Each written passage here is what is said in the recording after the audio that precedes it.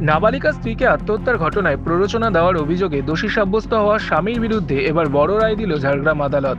দোষী সাব্যস্ত হওয়া স্বামীকে 25 বছরের সশ্রম কারাদণ্ড দিল ঝাড়গ্রাম আদালত। বাঁকুড়া জেলার খাতড়া থানার অন্তর্গত একটি গ্রামের 16 বর্ষীয়া এক নাবালিকা বাড়ি থেকে পালিয়ে বিয়ে করে ঝাড়গ্রাম জেলার লালগড় থানার লচিপুর গ্রামের গণেশ সিংহের সাথে।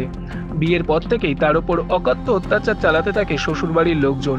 বাপের বাড়ির সঙ্গে যোগাযোগ বন্ধ করে দেওয়া হয়। গত 26/4/2024 তারিখে শ্বশুরবাড়ির নজর এড়িয়ে কোনোভাবে বাবার সাথে যোগাযোগ করে মেয়েটি, তবে ধরা পড়ে যায় সে। তারপরের দিনই গণেশ শ্বশুরবাড়িতে জানায় যে মেয়ে হাসপাতালে ভর্তি আছে। তারপরেই লালগড় থানা থেকে মেয়ের আত্মহত্যার কথা জানতে পারেন বাবা ও মা। আর তারপরেই স্বামী ও শ্বশুরবাড়ির বিরুদ্ধে মানসিক ও শারীরিক অত্যাচারের মধ্য দিয়ে নাবালিকাকে আত্মহত্যার প্ররোচনার অভিযোগ আনা হয় নাবালিকার বাপের বাড়ির তরফে। সেই অভিযোগের ভিত্তিতেই এই বড় রায় দিল ঝাড়গ্রাম আদালত। ঝাড়গ্রাম থেকে নিজস্ব প্রতিনিধি রিপোর্ট, এনএম নিউজ। আরও খবরের আপডেট পেতে সাবস্ক্রাইব করুন আমাদের ইউটিউব চ্যানেলটি আর বেল আইকনে ক্লিক করুন নোটিফিকেশনস পেতে।